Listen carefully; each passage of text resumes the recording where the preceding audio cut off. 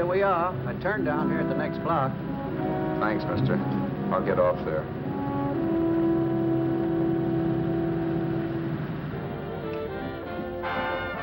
Want anything else? No. Hey, you. Me? Yeah, you. Where you heading? East. Too bad. I thought if you was heading north, I might be able to help you out. I'm pushing the Salt Lake, and I don't like to ride alone at night. I'm one of those guys that got to talk or I fall asleep. Oh, sure, now my partner, he's got Lou to keep him company, but I ain't got nobody at all. Where you coming from? West. Yeah, sure, I know, but where, L.A.? Maybe. Got a cousin out in L.A. You don't say. Yeah, he's been out. You're not much of a talker, are you? My mother taught me never to speak to strangers. Oh, a wise guy. So what? Okay, don't get sore. Just trying to be sociable, that's all. Hey, Glamorous. You change for a dime, will you?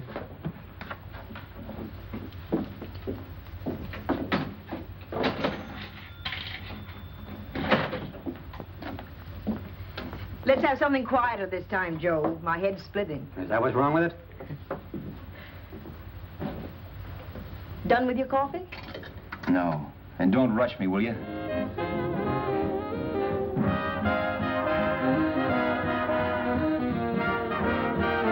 Hey, turn that off. Will you turn that thing off? What's eating you now? Yeah, what's eating you? That music, it stinks. Oh, you don't like it, huh? No, turn it off. Oh, wait a minute, pal. That was my nickel, see? This is a free country. And I play whatever I wanted. Sure, and if you don't like it, you don't have to listen to it. And you can leave here anytime you want to.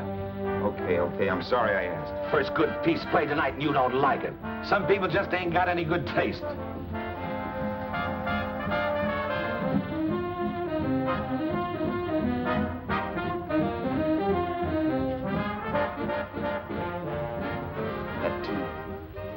That tune. Why was there always that rotten tune? Following me around, beating in my head, never letting up. Did you ever want to forget anything? Did you ever want to cut away a piece of your memory or blot it out? You can't, you know. No matter how hard you try. You can change the scenery, but sooner or later you'll get a whiff of perfume or somebody will say a certain phrase or maybe hum something. Then you're licked again. I can't believe that you're in love with me. I used to love that song once. So did the customers back in the old Break of Dawn club in New York.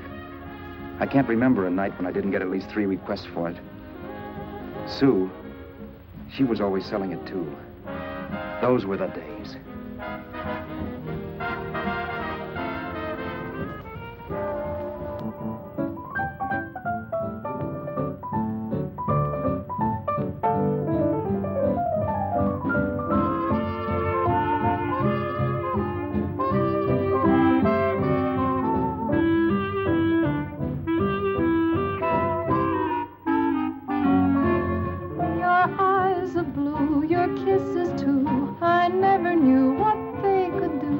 I can't believe that you're in love with me.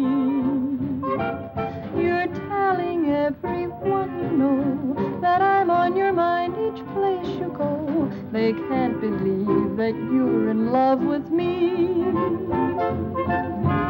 I have always placed you far above me. I just can't imagine that you love me. And after all is said and done, to think that I'm the lucky one, I can't believe that you're in love with me.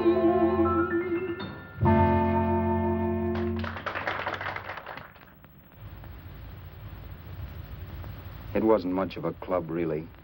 You know the kind. A joint where you could have a sandwich and a few drinks and run interference for your girl on the dance floor. I pounded the piano in there every night from 8 until the place closed up, which usually meant 4 in the morning. A good job as jobs went in those days. Then, too, there was Sue, who made working there a little like working in heaven. But how we felt about each other, well, there was nothing very unusual in that. I was an ordinary healthy guy, and she was an ordinary healthy girl, and when you add those two together, you get an ordinary healthy romance, which is the old story.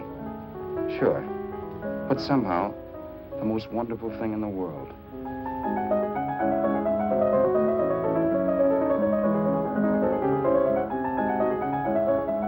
All in all, I was a pretty lucky guy.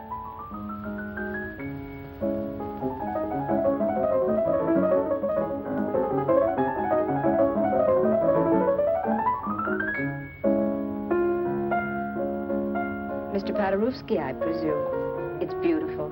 You're going to make Carnegie Hall yet, Al? Yeah, as a janitor. I'll make my debut in the basement. I don't blame you for being bitter, darling, but you mustn't give up hope. Why, someday... Yeah, someday. If I don't get arthritis first. In the meantime, let's blow this trap.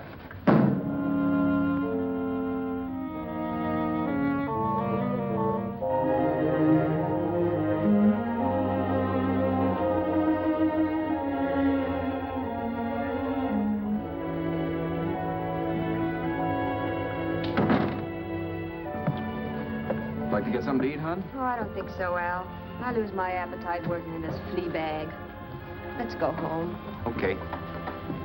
I can't stand much more of that dump. Did you see that drunk tonight trying to paw me? No, what drunk? Does it matter what drunk? Say, what's the matter with you tonight, darling? That's the third time you started to tell me something and then stopped. We shouldn't have any secrets from each other, Sue. Next week, we're going to make with the ring and the license. You and me will be a team. Yes, that's right. In the Bush League. I don't get you. We've been struck out. It's a funny way to talk, darling. Don't you want to marry me? Al, look, I love you. You know I do, and I want to marry you. But? But not now. Only after we've made good. Sunday, I'm going away. Oh, I know you'll think it's silly. That's why I hesitated to tell you. But I'm going to California. I want to try my luck in Hollywood. That's the most stupid thing I ever heard of. Don't you know millions of people go out there every year and wind up polishing cuspidors? I thought you had better sense. You sound as if you don't think I have any talent. That has nothing to do with it. I'll make out all right. Maybe. But what about me?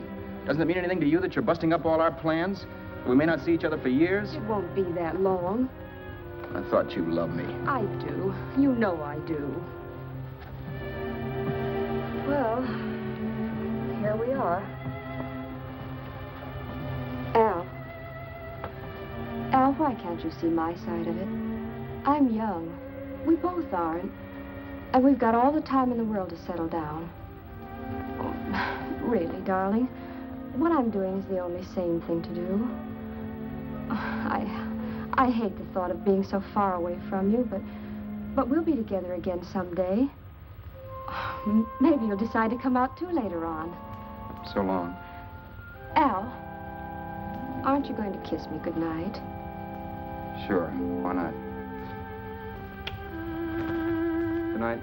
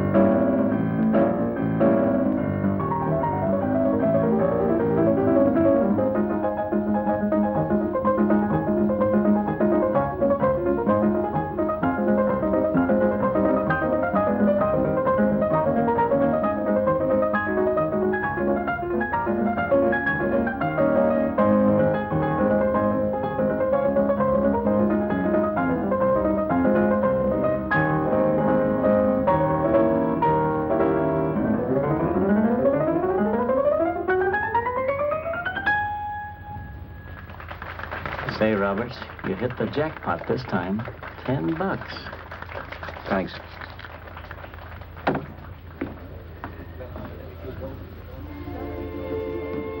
So when this drunk handed me a 10 spot after a request, I couldn't get very excited. What was it, I asked myself? A piece of paper crawling with germs. It couldn't buy anything I wanted. It couldn't... Then I thought of something.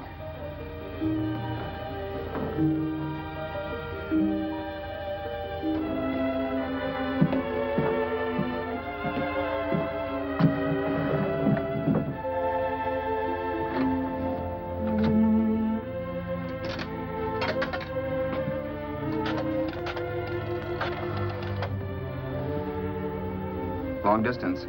I'd like to put a call through to Los Angeles. Miss Harvey. Sue Harvey, Harvey. The number is Crestview 65723.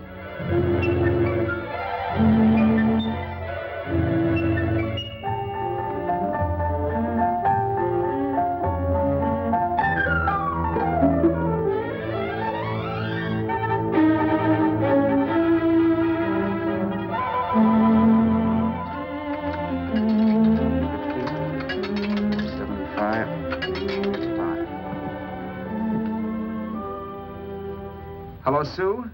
This is Al. Oh, baby, it's great to hear from you, too. What's that? You do? Oh, me too, darling. I thought I'd go batty without you. I just had to... Huh? You're working as a hashlinger? Gee, honey, that's tough. Those guys out in Hollywood don't know the real thing when it's right in front of them. You just stick it out, Sue, baby. Keep going around to those casting offices. I'm sure you'll click. Look, I'll tell you what. You stay put out there, I'll come to you. No, don't try to stop me. Just expect me. Train? Who knows? Train, plane, bus, magic carpet. I'll be there if I have to crawl. If I have to travel by pogo stick. And then, let's get married right away, huh? That's the stuff. That's what I've been wanting to hear you say. Well, goodbye for now. I'll be seeing you soon. Yeah. Bye. The only way I could cross country was to thumb rides. For even after hawking everything, I only had enough money to eat. Money. You know what that is. It's the stuff you never have enough of. Little green things with George Washington's picture that men slave for, commit crimes for, die for. It's the stuff that has caused more trouble in the world than anything else we ever invented. Simply because there's too little of it. At least I had too little of it. So it was me for the thumb.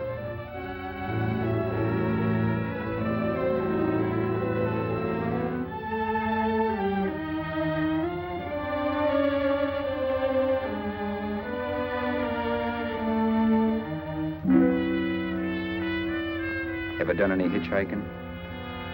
It's not much fun, believe me. Oh, yeah, I know all about how it's an education, how you get to meet a lot of people and all that. But me, from now on, I'll take my education in college, or in PS 62, or I'll send $1.98 in stamps for 10 easy lessons.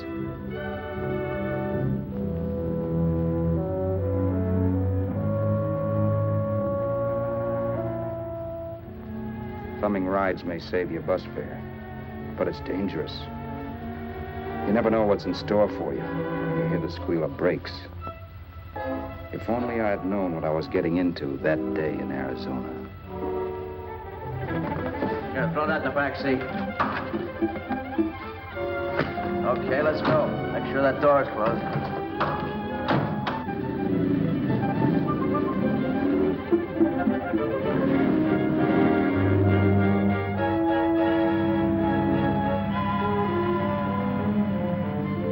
You know, Emily Post ought to write a book of rules for guys thumbing rides. Because as it is now, you never know what's right and what's wrong. We rode along for a little while, neither one of us saying anything. I was glad of that.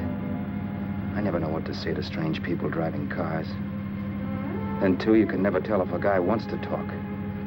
A lot of rides have been cut short because of a big mouth. So I kept my mouth shut until he started opening up. Hand me that little box in the compartment, will you, pal? Hold the wheel, will you?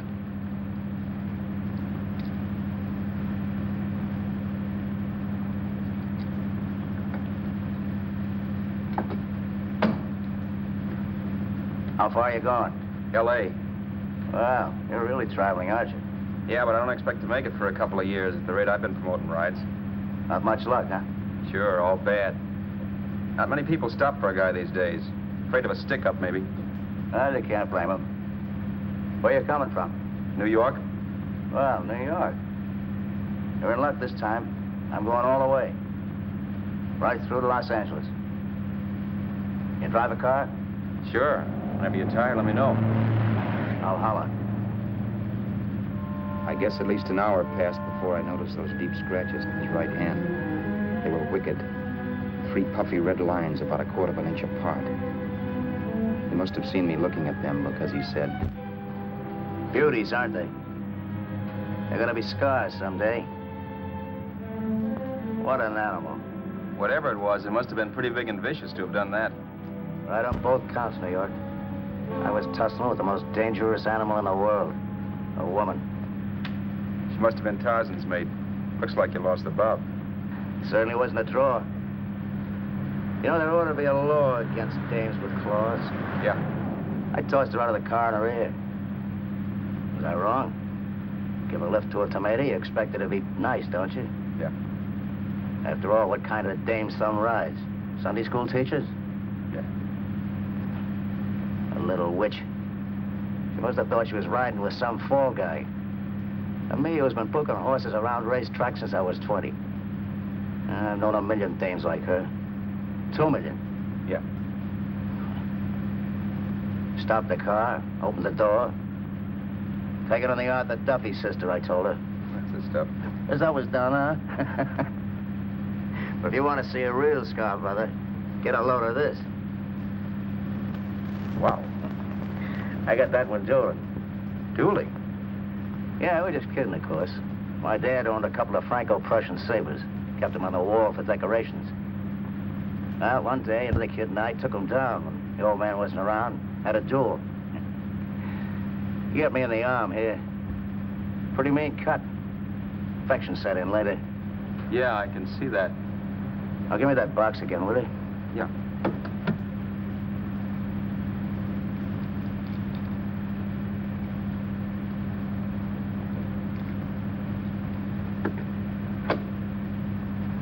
Pain made me lose my head, I guess. I began slashing. Before I knew it, I'd put the other kid's eye out. That was tough.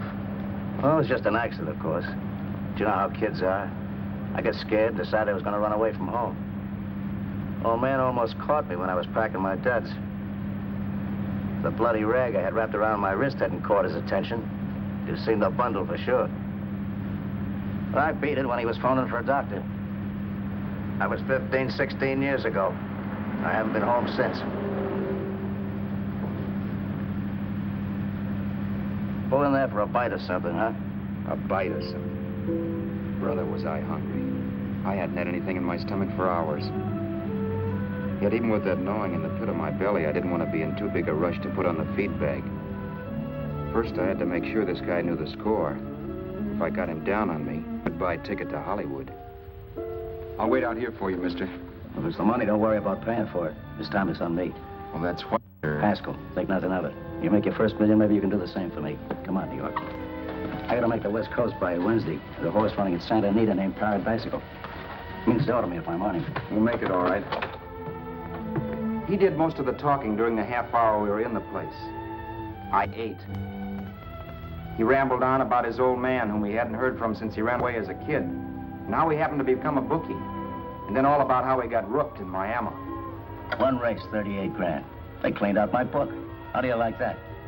That was tough luck. Yeah, and I'm supposed to be the smart guy.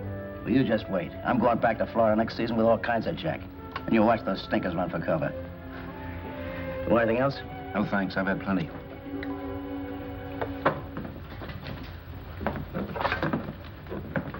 That check there, sister?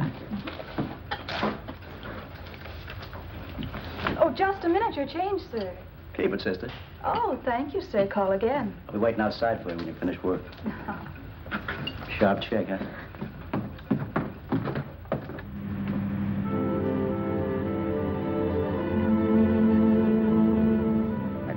that night while Haskell slept like a log. After a while, I began to get sleepy myself. I was happy, though. Soon I'd be with Sue again. The long trip was practically over, and there'd be no more hoofing it down the concrete. I began to think of the future, which couldn't have been brighter if I'd embroidered it with neon lights. It was nice to think of Sue shooting to the top. It's amazing what a full belly can do to your imagination. Your eyes are blue, your kisses too. I never knew what they could do. I can't believe that you're in love with me. You're telling everyone you know I'm on your mind each place you go. I can't believe that you're in love with me.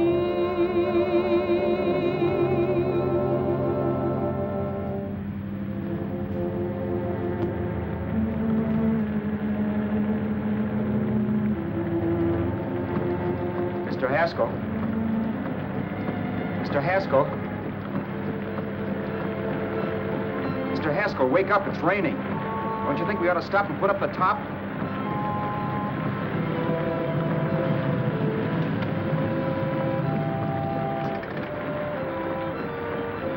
Mr. Haskell, I'm going to put up the top.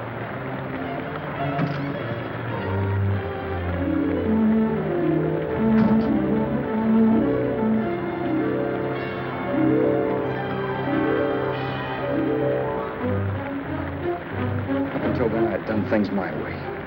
But from then on, something else stepped in and shunted me off to a different destination than the one I had picked for myself. But when I pulled open that door... Mr. Haskell, what's the matter? Are you hurt? Are you hurt, Mr. Haskell? Start your sermon. I'll listen to it. But I know what you're going to hand me even before you open your mouths.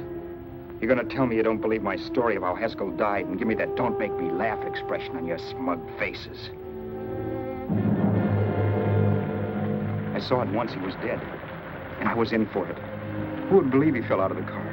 Why, if Haskell came too, which of course he couldn't, even he would swear I conked him over the head for his dough. Yes, I was in for it. Instinct told me to run, but then I realized it was hopeless. There were lots of people back down the road who could identify me. That gas station guy and the waitress. I would be in a worse spot then, trying to explain why I beat it. The next possibility was to sit tight and tell the truth when the cops came. But that would be crazy. They'd laugh at the truth. And I'd have my head in the noose. So what else was there to do but hide the body and get away in the car? I couldn't leave the car there with him in the gully. That would be like erecting a tombstone.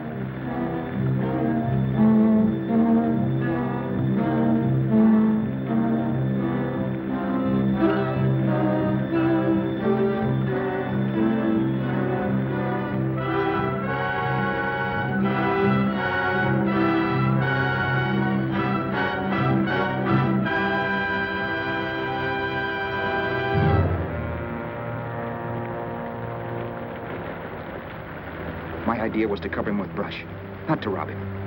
But then I remembered that even if I only drove the car for 100 miles or so, I would need money for gas. Besides, it was stupid of me to leave all that money on a dead man. Not only that, I'd have to take his driver's license in case I was stopped for something. I didn't like to think about it, but by that time I'd done just what the police would say I did, even if I didn't. My clothes. The owner of such an expensive car would never be wearing them. Some cop might pull me in on suspicion.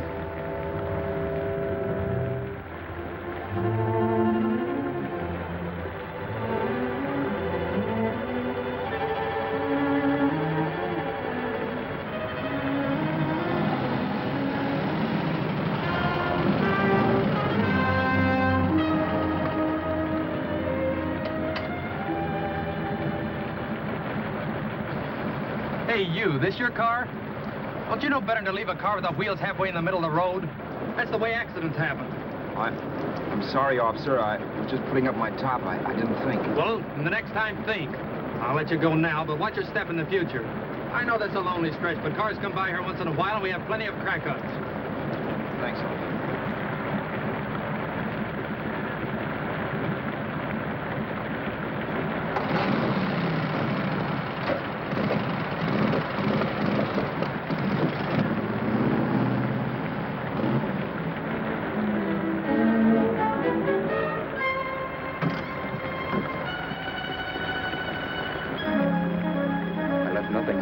give me away as Roberts. If they found a dead man in the gully now, it would be me.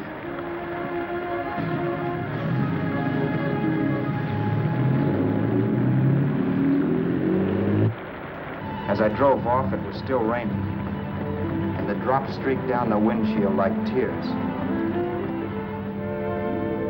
I kept imagining I was being followed and that I could hear sirens back in the distance. Just how long it took me to cover the 60-odd miles to the California state line, I don't know. I lost all track of time. But the rain had stopped and the sun was up when I pulled up to the inspection station. Hello?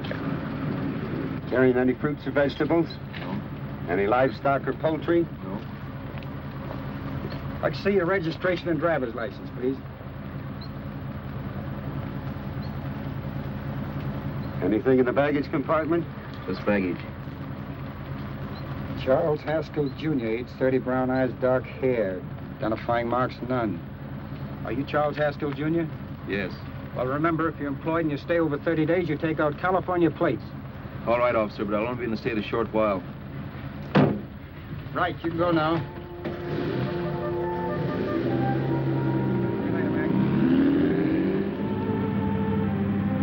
I couldn't drive any farther without some sleep. Cops or no cops, I knew I had to hit the hay and hit it hard. I was dead tired.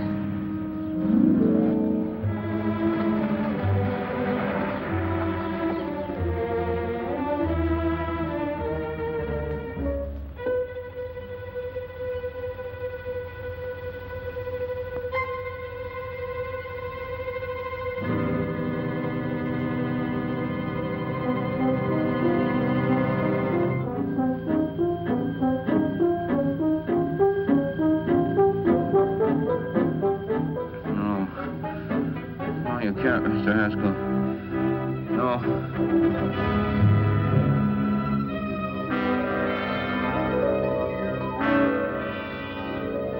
Mr. Haskell, you can't die.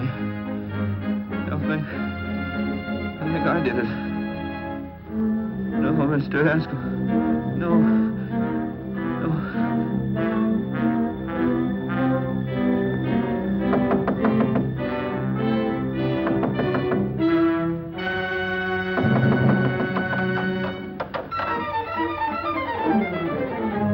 There?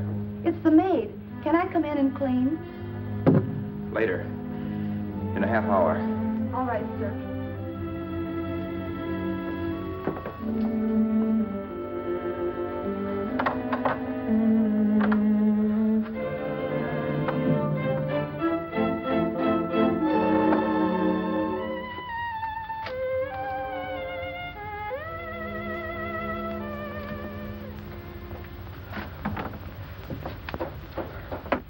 There was no time to lose.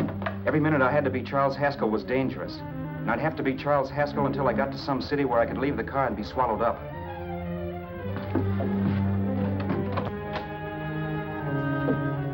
That meant driving the car as far as San Bernardino, maybe even to Los Angeles.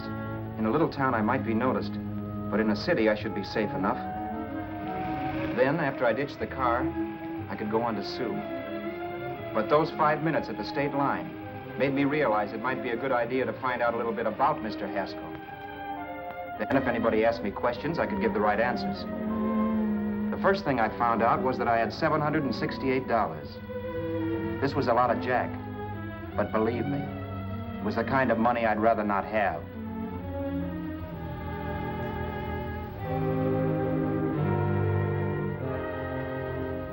And then I found out from a letter Haskell was carting around in his bag that he wasn't the open-handed, easygoing big shot who went around buying dinners for strange hitchhikers. Before I got done reading it, I saw him more as a chiseler. It was written to his old man in California, the one he hadn't seen in so many years. In it, Haskell posed as a salesman of hymnals, of all things. It was easy to see where Haskell expected to raise a new stake for his book in Miami by rooking his old man. That was about all I found out from his effects, and it was enough. I told myself, maybe old man Haskell was lucky his son kicked off. He would never know it, but it saved him from taking a flyer in sacred literature preferred.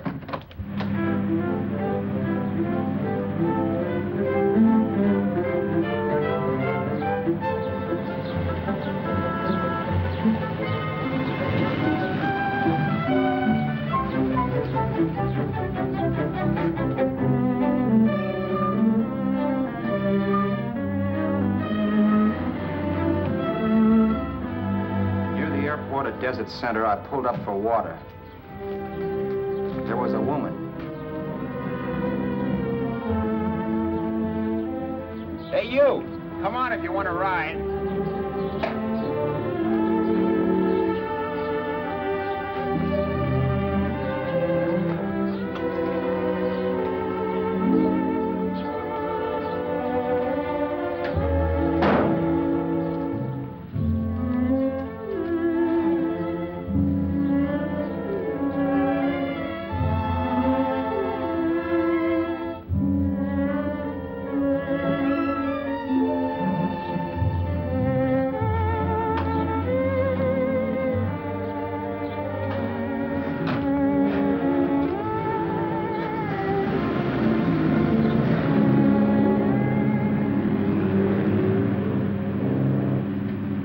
How far are you going? How far are you going? That took me by surprise, and I turned my head to look her over. She was facing straight ahead, so I couldn't see her eyes. But she was young, not more than 24. Man, she looked as if she'd just been thrown off the crummiest freight train in the world. Yet, in spite of this, I got the impression of beauty. Not the beauty of a movie actress, mind you, or the beauty you dream about when you're with your wife, but a natural beauty. A beauty that's almost homely because it's so real. Then suddenly she turned to face me. How far did you say you were going? Los Angeles? L.A.? L.A.'s good enough for me, mister. That's what I was afraid of. What'd you say? Oh, nothing, just thinking out loud. People get in trouble for doing that. What's your name? You can call me Vera if you like. You live in Los Angeles? No. Where are you coming from? Oh, back there. Needles? No. Oh, sure, Phoenix. You look just like a Phoenix girl. Are the girls in Phoenix that bad? The girl must have been pretty tired, because she fell asleep not 20 minutes after she stepped into the car. She lay sprawled out with her head resting against the far door, like Haskell. I didn't like that part of it much, but I didn't wake her up. It wasn't that this girl still worried me. I'd gotten over that funny feeling I had when she looked at me, which I put down as just my jangled nerves. With her eyes closed and the tenseness gone out of her, she seemed harmless enough. And instead of disliking her, I began to feel sorry for her. The poor kid probably had had a rough time of it. Who was she anyway? And why was she going to Los Angeles? And where'd she come from in the first place? The only thing I knew about her was her name. Not that it made any difference. A few hours more and we'd be in Hollywood. I'd forget where I parked the car and look up Sue.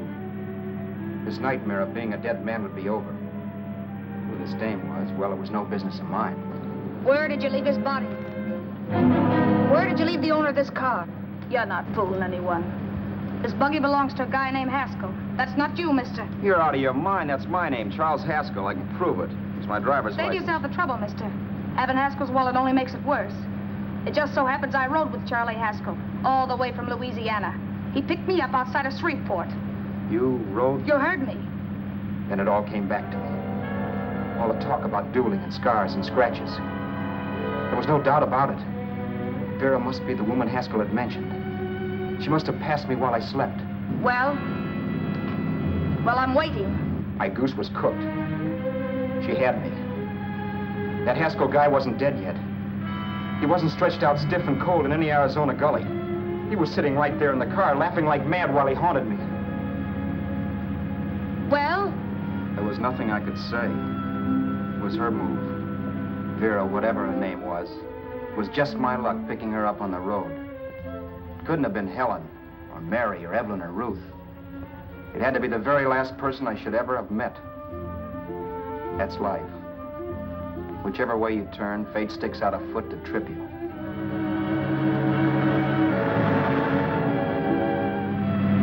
I told her everything everything, but she didn't believe my story. I should have saved my breath. That's the greatest cock and bull story I ever heard. So he fell out of his car. Say, who do you think you're talking to, a hick? Listen, mister, I've been around, and I know a wrong guy when I see one. What'd you do, kiss him with a wrench? Now, wait a minute. What I told you was true. You see, that's why I had to do it. You think I killed him? Well, the cops would have thought so, too. Yeah, well, maybe they still think so. What makes you so sure I'll shut up about this? Sure, I'm innocent. Give me a break, will you? It won't do me any good having you pinched. The cops are no friends of mine. Now, if there was a reward, but there isn't. Thanks. Don't thank me yet. I'm not through with you by a long shot. Let's see that roll.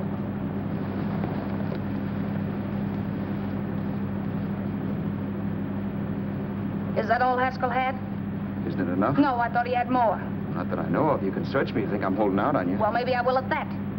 He told me he was going to bet $3,000 on a horse named Paradisical on Wednesday at Santa Anita. He was stringing you along. He meant 300. Maybe. Sure, $3, 300. He was a piece of cheese, a big blowhard. Listen, mister, don't try and tell me anything about Charlie Haskell. Remember, I knew him better than you did. Okay, then you knew he was a four-flusher. That explains the $3,000 bet. I'm not so sure he didn't have that $3,000. Why should I believe you? You got all the earmarks of a cheap crook. Now, wait a Shut minute. Up. You're a cheap crook and you killed him. For 2 cents, I'd change my mind and turn you in. I don't like you. All right. Don't get sore. I'm not getting sore. But just remember who's boss around here. If you shut up and don't give me any arguments, you'll have nothing to worry about. But if you act wise, well, mister, you'll pop into jail so fast it'll give you the bends. I'm not arguing. Well, see that you don't. You know, as crooked as you look, I'd hate to see a fella as young as you wind up sniffing that perfume that Arizona hands out free to murderers. I'm not a murderer. Of course you're not. Haskell knocked his own head off. He fell, that's how it happened, just like I told you. Sure, and then he made you a present of his belongings. I explained why I had to do that. Doesn't make a difference one way or another. I'm not a mourner. I liked Haskell even less than I like you. Yeah, I saw what you did to him. What do you mean? Those scratches on his wrist. Sure, I scratched him. I'll say you did. So your idea was to drive the car a little way, maybe into San Bernardino, and then leave it. You weren't going to sell it? Sell it? You think I'm crazy? Somebody else's car? See, all I want to do is leave it somewhere and forget I ever saw it. Not only don't you have any scruples, you don't have any brains. I don't get you. Maybe it's a good thing you met me. You'd have got yourself caught, sure. Why, you dope. Don't you know a deserted automobile always rates an investigation? Huh? Look, the cops find a car. Then they get curious. They wonder where the owner is. So, all right, they don't trace Haskell. They trace you. I never thought of that. The only safe way to get rid of the car is to sell it to a dealer. Get it registered under a new name. Say, stop at the next store. I want to get a bottle and do some shopping before we hit L.A. Okay. As soon as we find a place, I'll drop you off and pick you up later. Nothing doing. You're coming in, too. From now on, you and I are like the Siamese twins. Have it your way, but I don't get the point. The point is, I don't want you to get lost. I'm not going to beat it if that's what you're afraid of. I'll say you're not. Well, I'm going to see that you sell this car so you don't get caught. Thanks. Of course, your interest wouldn't be financial, would it? You would want a small percentage of the profits. Well, now that you insist, how can I refuse? 100% will do. Fine. I'm relieved. I thought for a moment you were going to take it all. I don't want to be a hog. A few hours later, we were in Hollywood. I was recognizing places Sue had written about. It struck me that far from being at the end of the trip, there was a greater distance between Sue and me than when I started out. Vera wasn't kidding with that Siamese twins crack. She rented a little apartment as Mrs. Charles Haskell. When I objected to this, she explained that it was on account of the car. A dealer might think something was funny if he called and found we were using different names.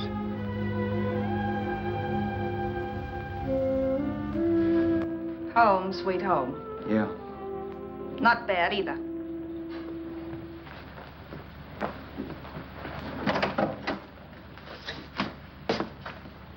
In case there's any doubt in your mind, I'll take the bedroom. Yeah. Sure is stuffy in here.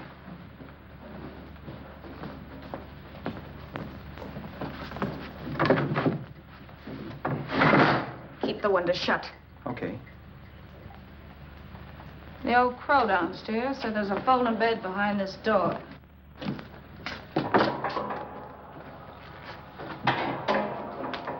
You know how to work it?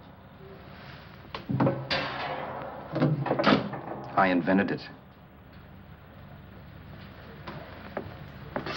Some joint. One can't have everything.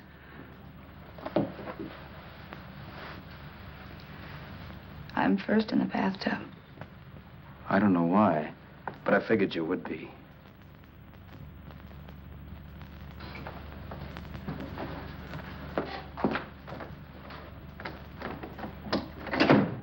Boy, oh boy. It sure feels good to be clean again. I must be 10 pounds lighter. You must be. Well, hitching rides isn't exactly the way you keep your schoolgirl complexion. I wish that guy with the sax would give up. Gets on my nerves. Forget it. Have a drink. Aren't you afraid I might take you up on it? If I didn't want to give you a drink, I wouldn't have offered it. Why be a sorehead, Roberts? You got yourself into this thing. You should be grateful I'm not turning you in. Why, if I wasn't regular, you'd be in the pen this minute, being photographed, fingerprinted, and being pushed around by the cops. So cheer up. Get rid of that long puss. Or is your conscience bothering you?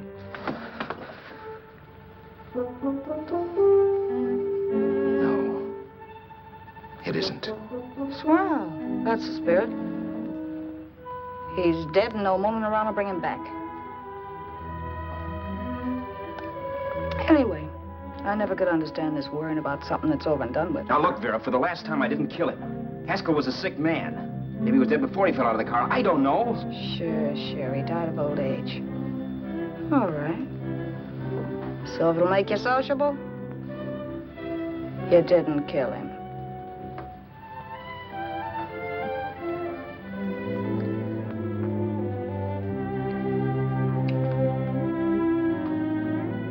Thanks.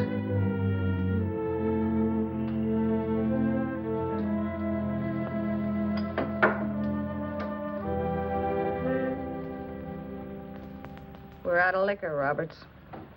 Yeah. Too bad. I felt like getting tight tonight. Well, I think you succeeded.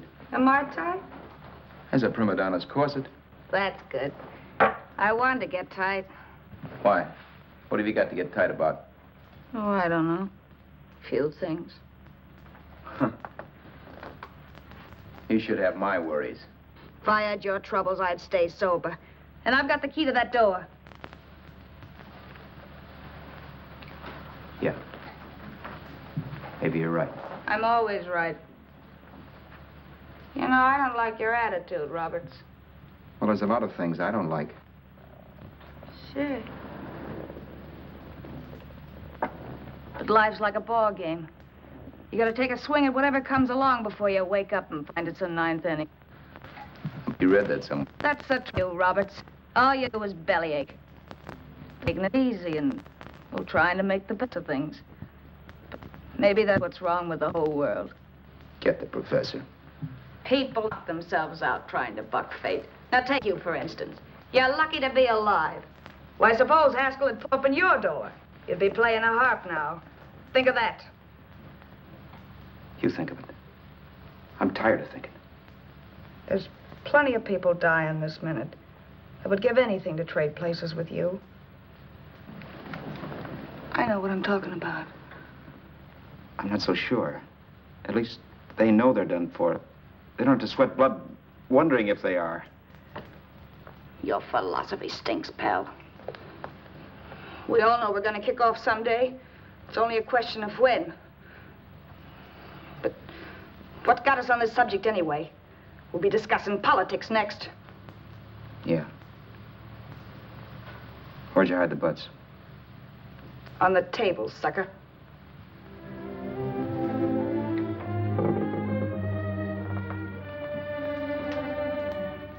We bored each other with conversation for a couple of hours longer. Every 5 minutes, one of us was wishing we had another bottle or a radio or something to read. Then finally, we ran out of chatter. I know it's only 11 o'clock, but I want to get up early and make the rounds of the used car lots. No hurry about that. We got all the time in the world. Maybe you have, but if you think I want to stay cooped up in this place any longer than I have to, you're batty. It's not a bad place. Pay plenty for diggings like this in New York. I wouldn't like it if it was the Ritz.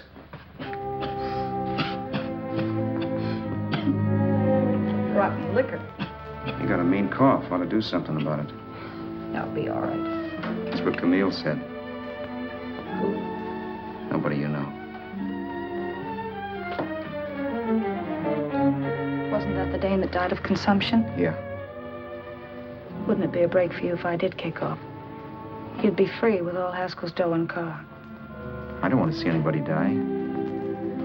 Not even me. Especially not you. One person died of me. If you did, well, that's all I need. You don't like me, do you, Roberts? Like you? I love you. My favorite sport is being kept prisoner. After we sell the car, you can go to blazes for all I care. But not until then.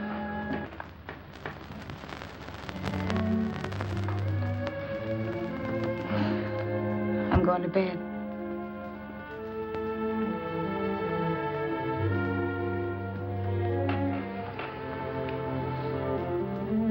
Good night, Roberts. Don't try and sneak away during the night. All the doors are locked. Anyway, if I find you gone in the morning, I'll notify the police. They'll pick you up. Don't worry, I know when I'm in a spot. Well, good night. I hope that portable rack isn't too uncomfortable for you. Don't lose any sleep over it, will you, Vera?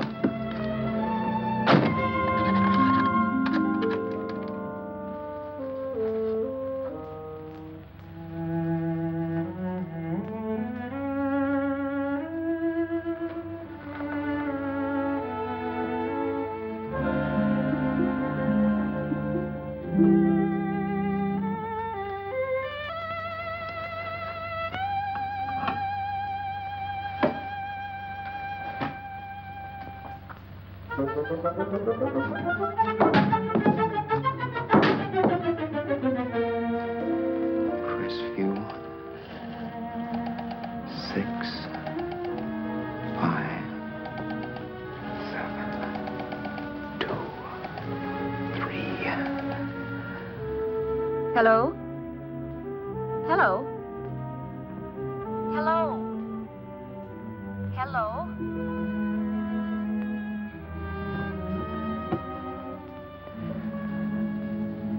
No. Not yet, darling.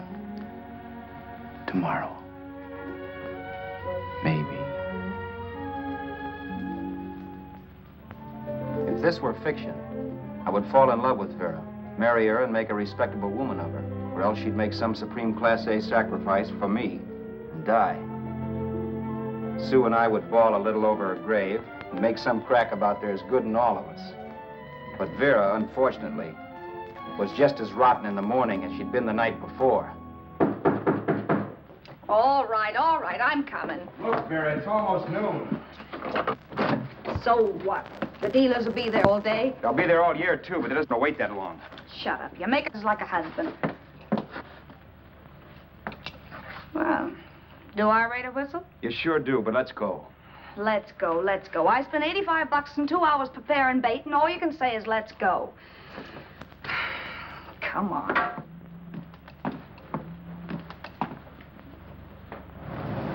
We passed a few used car lots last night down this way. What do you think we can get for this heap?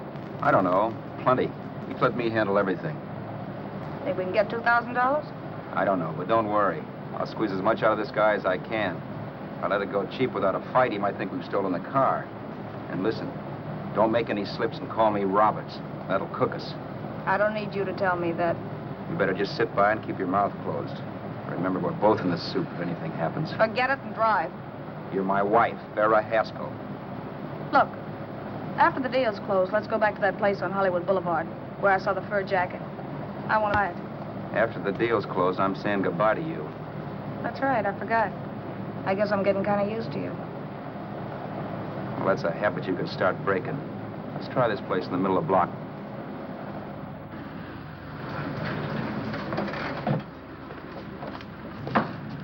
Good afternoon. What can I do for you?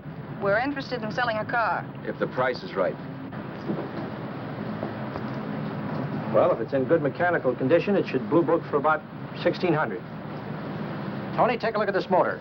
$1,600. Are you kidding?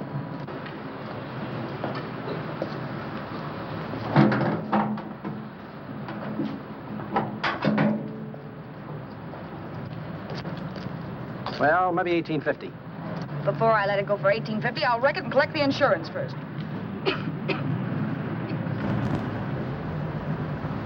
Lady, this motor's seen a lot of driving.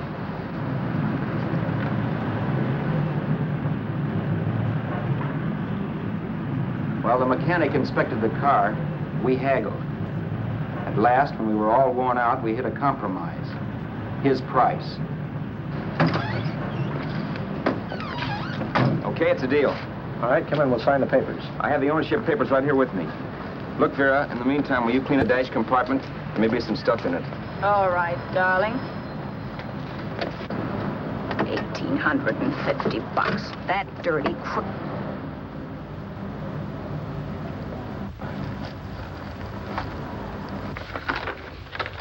In New York, huh? Yeah. But you bought the car in Miami? Yeah. Well, now let's see about the insurance. We can either have it transferred or canceled. What kind of insurance do you have, Mr. Haskell? Well, aren't all the papers there? I don't see any. Surely you know what type of insurance you carry in the car. The name of the company? Yeah, but, Well, if you'll just tell me the name of the company, I'd be very glad to take care of all the details.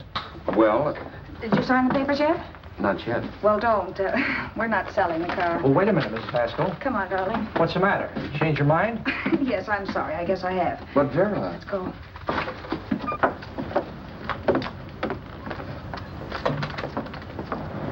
You got me out of a tight spot, Vera. But I still don't understand all this. You will in a minute. I almost threw away a gold mine. 1850 isn't to be sneezed at. The car doesn't book for as much as I thought. We're not selling the car. You want to keep it. Now, wait a minute, Vera. You said yourself I wouldn't be safe until the car was in someone else's name. I'd like to be free of this mess when I go. That's just it, Roberts. You're not going. There's a drive-in at the next corner. Pull in there and we'll get a bite to eat. And I'll explain. What is this, another one of your brilliant ideas?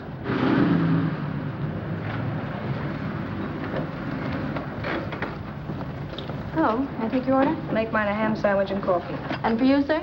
Oh, I don't care. The same. Thank you.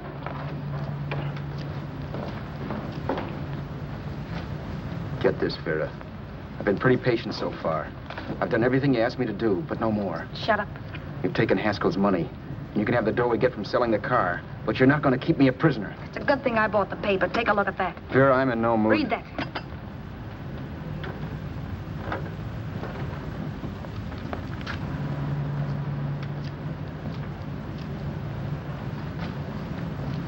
No.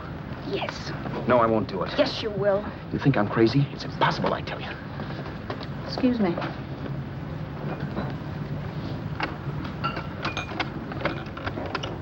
Blow the horn when you're through. No one could possibly get away with an act like that. It'd be wise to me in a minute. Don't be yellow. You look enough like him. The same coloring and the same build. See how his clothes fit you? No kidding, you almost had me fooled for a while. Oh, grow up, Vera. Don't you think a father knows his own son? And there must be other relatives. The father won't have to know you. We'll wait till he gives up the ghost. He's an old geezer and he won't pull through. And as far as other relatives are concerned, they haven't seen you in 15 or 20 years. Eat. I'm not hungry. And I won't do it. It's not as tough as it sounds. Remember, you've got all kinds of identification. His car, letters, license. I could never get away with it. It's the stupidest thing I've ever heard. The old boy has scads of dough. Look in the paper there. Personal fortune assessed at over 15 million. He'll leave plenty, I tell you. Maybe he cut off his son. How do we know? It's out, Vera. I won't have anything to do with it. I think you will. Look, Vera, I'll do anything within reason. But not that. So forget it. Find yourself another stooge. You sap. You'll be fixed for the rest of your life as Charlie Haskell. You can take your inheritance and go away. No more worrying about the rent, no sweating, scheming, wondering where your next meal's coming from. Think about that, Roberts. Vera, please, you're talking too loud. On this, I'm splitting 50-50 with you. Sure, why not? We're both alike, both born in the same gutter. Now, take it easy, Vera. There's people around here. You don't know what you're talking about. We'll wait till we read that old man Haskell's dead. And you show up. Like you read in New York that he was sick. No. Suppose he doesn't die. He will. I know he will. Something tells me. But as much as I insisted I would have no part of her scheme, Vera was taking it for granted I would. Neither of us had our mind on the cards as we played that night. I knew we were just trying to kill time between newspaper editions. This was a death watch for Vera. Maybe it was for me, too. Don't you realize if I'm caught, they'll want to know where I got the car and stuff, and they'll have me on a murder charge. If you're smart, you won't get caught. I knock for 7. And if I'm caught, don't you realize you'll be out, too? 18 points, that gives me 30. How will I be out? You'll be out $1,850 we would have gotten on the car. Really, Vera, you'd be an awful chump if you threw away all that dough on a dizzy long shot. Let me sell the bus tomorrow. With the money it'll bring and what you've already got, a clever kid like you can run it up in no time. Then we'd both be in the clear. I'll be in the clear anyway. Maybe. But if I got caught, I'd get good and sore at you, you know. You mean you'd squeal? Well, no, not squeal exactly. Never mind what you meant. Even if you did tell the cops I was in on it with you, what could they do to me? They might give me the same medicine they gave you. Yeah. A rope. But I'm on my way now. All I'll be doing will be rushing it. All right. But think of the $1,850 you'd lose. You'd kick yourself along the block if I let it get away from you. I'll take the chance. Want another drink? You're being a goon. That's the way people wind up behind the 8 ball. Once they get a few dollars, they become greedy and want more. My. Caesar. Who? You know that Roman general? He got his for being greedy. He wasn't satisfied, so the final wind-up was he took the count. A couple of days ago, you didn't have a dime. Why, you were so broke you couldn't pay cash for a postage stamp. Now you've got almost $700 with $1,850 in the offing. Take my advice. Don't try for more. I'm tired of this game. Let's have some blackjack. Play solitaire. Okay, I will if that's the way you feel about it. That's the way I feel about it. Getting sore and throwing things won't help much, Roberts. I'm really doing you a favor. I help you out of a jam by keeping my mouth shut. I show you how to make some soft money. And what thanks do I get? Thanks. Sure. Or would you rather call the cops and tell them you killed the man and stole his money? I didn't kill anybody. Yes, you did. No, I didn't. You know I didn't. All right, then. Suppose I call the cops. If you're innocent, what do you got to be scared of? Okay. Call them, you mutt. Go ahead and call them, see if I care. At least they'll give me a square deal. You want me to call them? You heard me. But I'm warning you. If I'm pinched, I'll swear you were in on it. I'll say that you helped me. If I fry, I'll get even with you. You wouldn't dare. You didn't. Yeah? Then try it and see. Call them. Yeah. Okay, I will.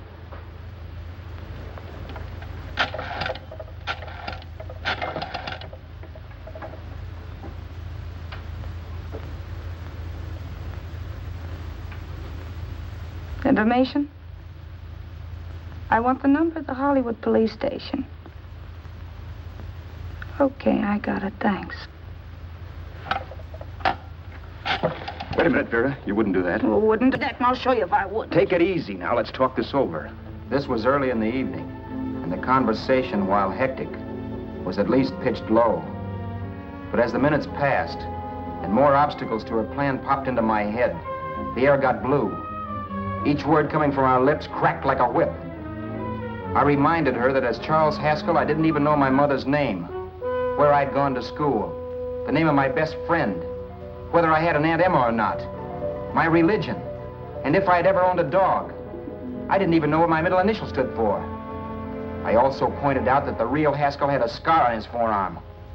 His people never saw that scar. He told me he ran away right after putting out the kid's eye. Yeah, but his father knew he was cut. It'd have to be some kind of a mark. So what? The old man's dead, or will be. I hope by tomorrow morning's papers. Anyway, you could cut yourself a little, couldn't you? Boy, for that kind of dough, I'd let you cut my leg off. You're drunk and you're crazy mad, Vera. Turn me in if you want to, but I won't get mixed up in this. Besides, how do we know Haskell was such a phony? Maybe it wasn't the man's son at all. Maybe he just dreamed it up. Well, dreaming or not, you won't be dreaming when the law taps you on the shoulder. There's a cute little gas chamber waiting for you, Roberts.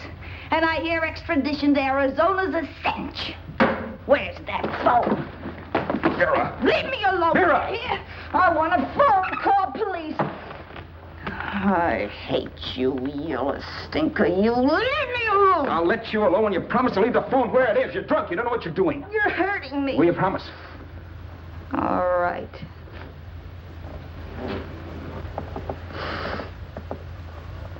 You hurt me. I'm sorry, but... And it's hot in here. Open up a window. It's not hot. Don't tell me. Now, do you do it or do I do it? You're no gentleman, see? Yeah. All right. I'll open up the window.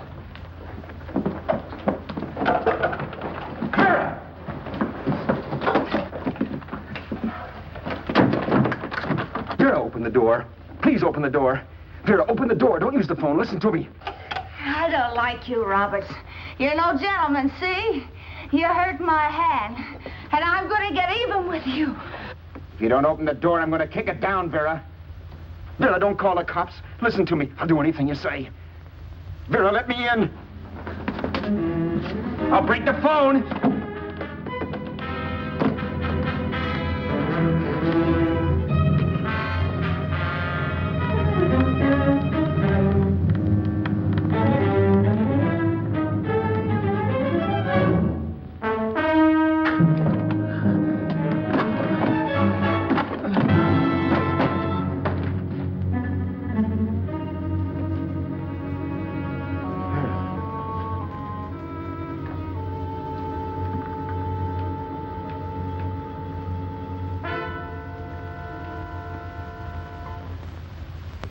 The world is full of skeptics. I know. I'm one myself. In the Haskell business, how many of you would believe he fell out of the car? And now, after killing Vera without really meaning to do it, how many of you would believe it wasn't premeditated? In a jury room, every last man of you would go down shouting that she had me over a barrel and my only out was force. The room was still. So quiet that for a while I wondered if I had suddenly gone deaf. It was pure fear, of course. And I was hysterical, but without making a sound. Vera was dead, and I was her murderer. Murderer. What an awful word that is. But I'd become one. I'd better not get caught. What evidence there was around the place had to be destroyed. And from the looks of things, there was plenty. Looking around the room at things we'd bought was like looking into the faces of 100 people who had seen us together and who remembered me. This was the kind of testimony I couldn't rub out. No. I could burn clothes and hide bottles for the next 5 years. There'd always be witnesses. The landlady, for one. She could identify me. The car dealer, the waitress in the drive-in, the girl in the dress shop, and that guy in the liquor store. They could all identify me. I was cooked. Done for. I had to get out of there. While once I'd remained beside a dead body, planning carefully how to avoid being accused of killing him, this time I couldn't. This time I was guilty. I knew it. Felt it. I was like a guy suffering from shock. Things were whirling around in my head. I couldn't make myself think right. All I could think of was the guy with the saxophone and what he was playing. It wasn't a love song anymore. It was a dirge.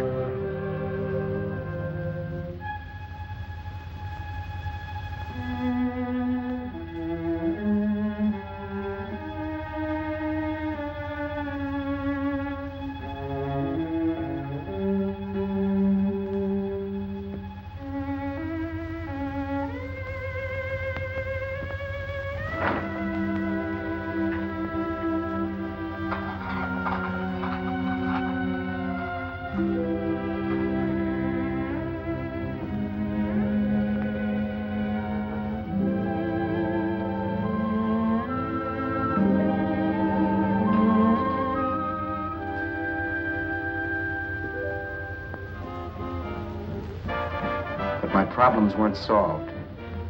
I had to stay away from New York for all time because Al Roberts was listed as dead and had to stay dead. And I could never go back to Hollywood. Someone might recognize me as Haskell. Then, too, there was Sue.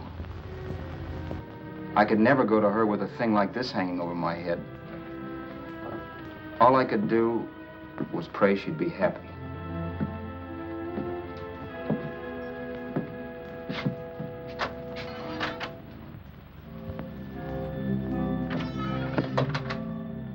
I was in Bakersfield before I read that Vera's body was discovered, and that the police were looking for Haskell in connection with his wife's murder.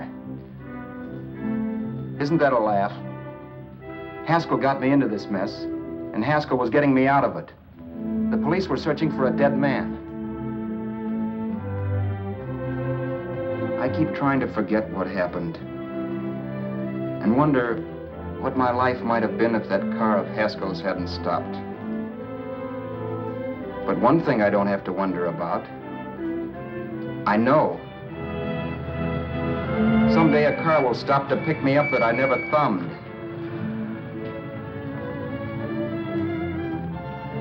Yes.